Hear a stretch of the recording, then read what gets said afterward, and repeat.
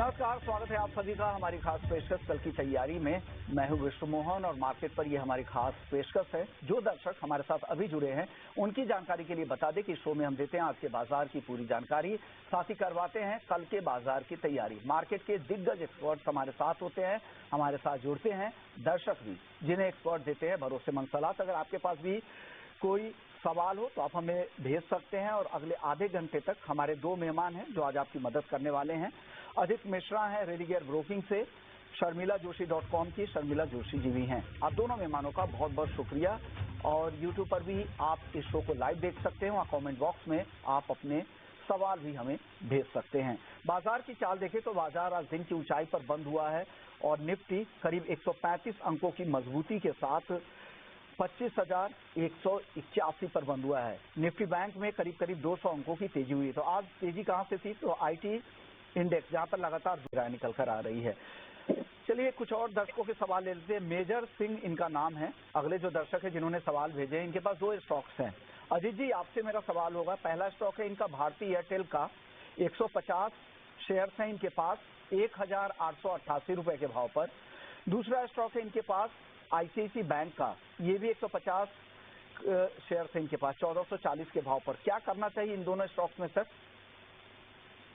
क्योंकि विष्णु मोहन, देखिए यहाँ पे जिस तरीके से हमने देखा है कि मार्केट में दोबारा से रिकवरी रीबाउंड जो कि करीब 24,600 के लेवल से हमने देखी है, मार्केट में वापस आते हुए बैंकिंग हो, खासतौर से प्राइवेट बैंकिंग मेजर्स, आईटी में स्टेबिलिटी, तो ये सारे फैक्टर कहीं ना कहीं मार्केट का टोन को पॉजिटिव रखने में हेल्प कर रहे हैं। मुझे लगता है कि 25,200 के ऊपर ये स्ट्रेंथन हो सकता है। जो मूव अभी हम देख रहे हैं 25,400 25,600 तक के लेवल्स के लिए, तो क्योंकि उनके पास हेवी वेट्स हैं लाइक भारतीय एयरटेल, आईसीआईसीआई, मेरी राय बने रहने की होगी। आईसीआईसीआई बैंक में देखिए रिकवरी का फेज है अभी तक। जो आपने देखा कि पीएसयूज काफी अच्छा परफॉर्म कर रहे थे with in the banking space, private थोड़े से लगाट थे, खासतौर से आईसीआईसीआई और एचडीएफसी। तो यहाँ पे अब रिबाउंड का एक थोड़ा सा फेज देखने को मिल रहा है। तो उनके लेवल्स तब आएंगे जबकि आप 1400 के ऊपर क्लोज देखेंगे आईसीआईसीआई बैंक में। उस केस में करीब 1440 1460 तक के लेवल्स नियर टर्म में वहां पे आपको ये स्टॉक रुकता हुआ नजर आएगा। तो अभी की राय होगी 1340 के स्टॉप लॉस के साथ बने रहने की आईसीआईसीआई बैंक में। भारतीय एयरटेल में इनको प्रॉफिट हो रहा है, मेरे हिसाब से यहाँ पे अभी भी बने रहना चाहिए, बिकॉज 1980 के ऊपर यहाँ से और मोमेंटम देखने को मिल सकता है जो कि स्टॉक को शायद नए हाइट तक लेके जाए। तो यहाँ पे 1900 के स्टॉप लॉस के साथ आप बने रह सकते हैं भारतीय एयरटेल में भी। तो 1900 के स्टॉप लॉस के साथ आप बने रहिए भारतीय एयरटेल में। आईसीआईसीआई बैंक में आप 1340 रुपए के स्टॉप लॉस के साथ बने रहें और 1400 के ऊपर जाने के बाद आपके पर अगर आप वक्त दे सकते हैं 1 से 2 साल का, तो डेफिनेटली यहाँ पर बने रहें। चलिए अगले दर्शक हैं उदय हैं, टीवीएस सप्लाई चेन के 1000 शेयर्स हैं इनके पास 152 रुपए के भाव पे। हालांकि नुकसान हो रहा है, इस साल बहुत ज्यादा नहीं चला है। हालांकि अप्रैल के बाद थोड़ी रिकवरी की कोशिश हो रही थी, लेकिन फिर से ये जून के बाद से लगातार कमजोरी के ही ट्रेंड में दिख रहा है। आप बताइए अजीत जी, क्या करना चाहिए इनको टीवीएस सप्लाई चेन में?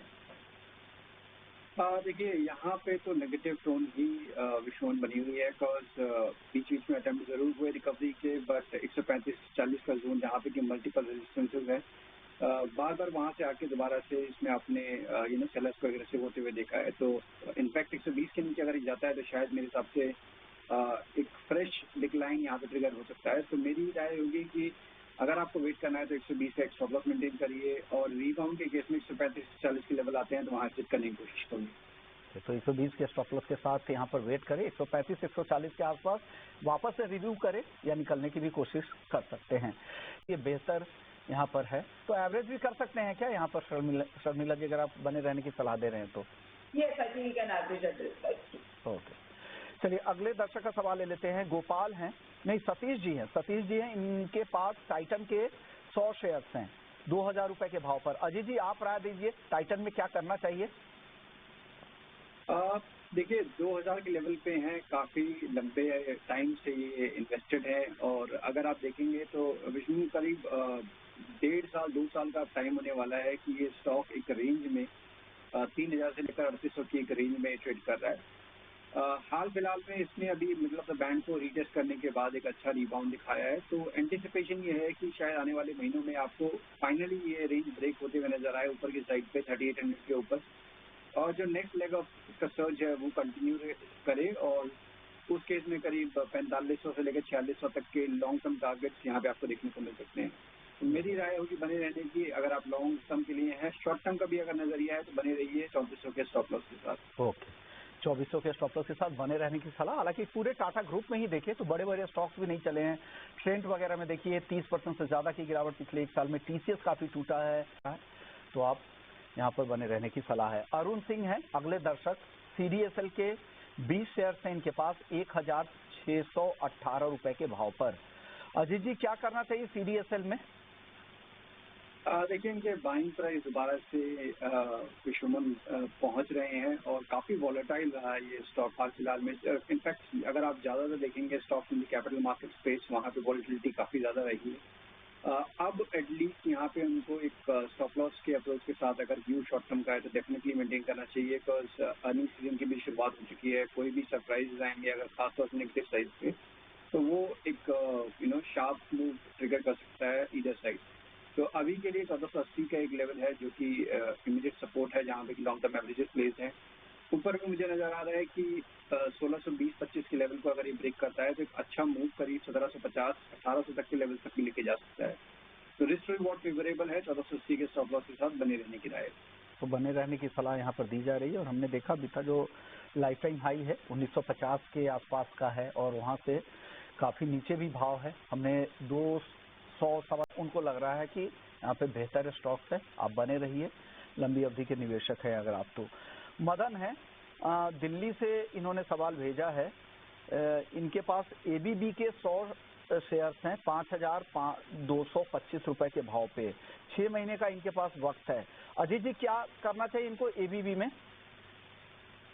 देखिए विश्वमन, यहाँ पे थोड़ा सा प्रेशर देखने को मिल रहा है स्टॉक में। मीन्स अभी हाल फिलहाल में एक रिबाउंड के अटेम्प्ट हुए थे जहाँ पे कि इसने अपने 20 EM में 100 EM में रिक्लेम करने की कोशिश की थी। ट्रेंड नेगेटिव साइड पे है। मीन्स 8600 से आप देख रहे हैं कि लगातार ये स्टॉक गिरावट झेलता आ रहा है। ऑलमोस्ट साल भर हो गया है इस ट्रेंड में और रिकवरी भी उतनी डिसाइसिव नहीं हो रही है। एक अच्छी चीज ये है कि डाउन साइड पे भी आपको 5000 से लेकर 4800 के लेवल्स के पास कितनी बार भी आया है, तो वहां पे बाइंग इंटरेस्ट जरूर इमर्ज होते हुए नजर आया है। तो यहाँ से करीब करीब 200 पॉइंट नीचे जैसे यहाँ पे सपोर्ट आपके जरूर अवेलेबल हैं। बट रिकवरी के केस में 5400 से लेकर 5600 के बीच में काफी हद तक इसको परेशानी झेलनी पड़ सकती है। तो ये देखते हुए इस पॉसिबिलिटी की अंडर परफॉर्मेंस हो सकती है आने वाले टाइम में, जब तक ये 5600 के ऊपर क्लोज नहीं करता है। मेरी राय होगी कोई भी एक रिबाउंड मिले आपको 5400 से 5500 के बीच में, वहां पे एग्जिट करने की कोशिश कीजिए। साथ ही साथ 5000 का एक स्टॉप लॉस भी मेंटेन करिए। तो रिबाउंड का वेट कर ले 5000 के स्टॉप लॉस के साथ। 5400 5500 के बीच में निकलने की कोशिश आप कर सकते हैं। अगले दर्शक हमारे साथ सुषमा है लखनऊ से। 300 शेयर से इनके पास जियो फाइनेंस के 334 रुपए के भाव पर। क्या करना चाहिए जियो फाइनेंशियल सर्विसेज में? अजीत जी, आपकी राय जियो फाइनेंशियल्स में?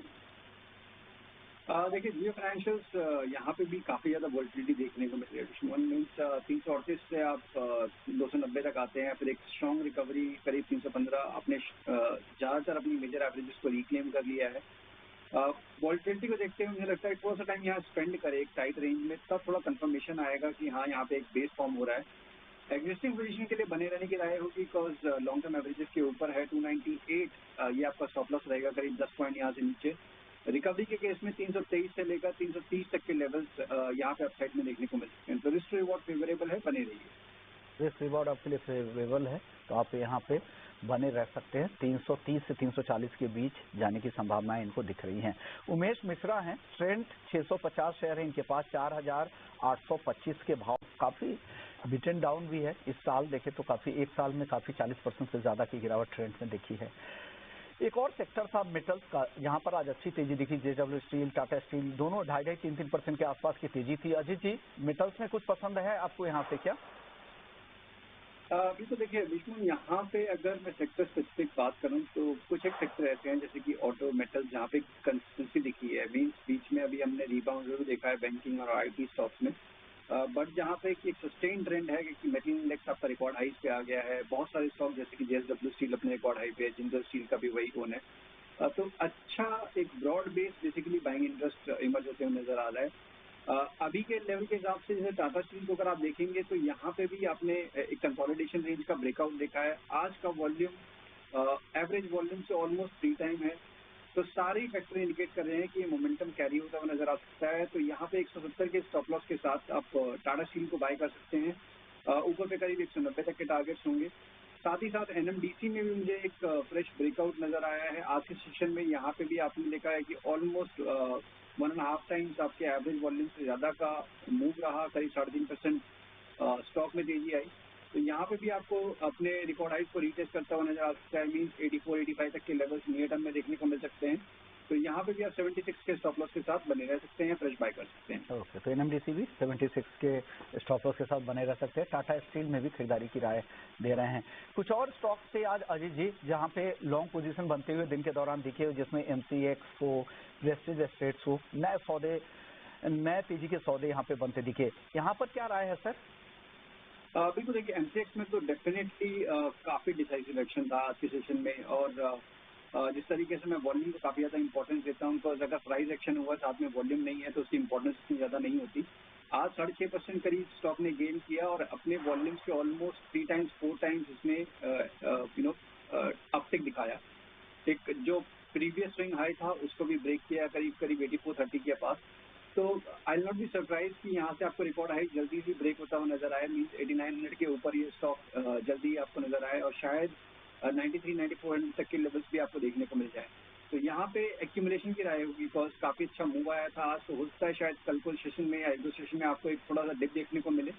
तो 8600 के पास आपको यहाँ बाय करने की रिकमेंडेशन होगी 8400 के स्टॉप लॉस के साथ। पहला टारगेट करीब 9000 का, उसके बाद करीब 9400। ओके, शर्मिला जी आपसे मैं आईटी पे पूछूंगा। लगातार दूसरे दिन तेजी दिखी है, क्या है कमजोर हुआ है, लेकिन उसके बाद भी कुछ क्लैरिटी आने के बाद ही फिर से एंट्री का मन बना है।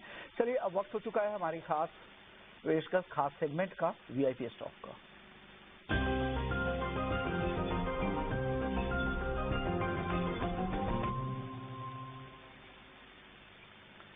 अजय जी आप बताइए, आपके वीआईपी शेयर्स क्या हैं आज? बिल्कुल, देखिए यहाँ पे काफी एक टाइट रेंज में अपने कंसोलिडेशन करते हुए देखा था सीजी पावर को। और आज के सेशन में एक डिसाइसिव ब्रेकआउट उस कंसोलिडेशन रेंज से, टाइट बैंड से, साथ ही साथ अपनी शॉर्ट टर्म एवरेजेस को भी रीक्लेम किया है। तो जो मोमेंटम हम पास्ट में देख रहे थे उसके बाद एक जो रिट्रेसमेंट आया, तो इंडिकेशन तो ये है कि दोबारा से मोमेंटम को दोबारा से रिक्लेम करने के लिए तैयार है और नियर टर्म में करीब 784 तक के लेवल्स आपको देखने को मिल सकते हैं। तो यहाँ पे बाय करने की रिकमेंडेशन होगी 748 के स्टॉप लॉस के साथ। दूसरा नाम जो कि थोड़ा साइडलाइन पे था कुछ टाइम से, इंडिगो, एक अपने रिकॉर्ड हाइज के रिट्रेसमेंट के बाद एक काफी टाइट रेंज में ये भी कंसोलिडेट कर रहा था अपने मेजर एवरेज के पास। और अब कहीं ना कहीं इंडिकेशन है कि ये तैयार है अपने नेक्स्ट लेग अप मूव के लिए। 5890 तक के नियर टर्म टारगेट हमको नजर आते हैं। तो 5600 के स्टॉप लॉस के साथ इसको भी आप लॉन्ग कर सकते हैं। 5890 के टारगेट के साथ इंडिगो, और साथ ही दूसरा स्टॉक है सीजी पावर का। शर्मिला जी आपकी तरफ से वीआईपी स्टॉक कौन है? 2100 के टारगेट के साथ आप इन्वेस्ट कर सकते हैं। जाने से पहले शर्मिला जी, जो भी स्टॉक्स में आपने राय दी है उससे जुड़े हुए डिस्क्लेमर क्या है? I think you should assume that I have recommended or hold some of the stocks itself. Okay, आपकी तरफ से क्या डिस्क्लेमर है अजीत जी? शुक्रिया विष्णुमान। देखिए, जो भी स्टॉक हमने डिस्कस किए हैं, पर्सनली कोई भी स्टॉक मैं होल्ड नहीं करता हूँ, बट हमारे क्लाइंट्स के पास पोजीशंस हो सकती हैं। ओके, शुक्रिया आप दोनों मेहमानों का, आप लोगों ने वक्त निकाला, हमारे दर्शकों को गाइड किया। कल की तैयारी को यहीं समेटेंगे, ब्रेक के बाद भी यहाँ खबरें चलती रहेंगी, कहीं मत जाइए, बने रहिए।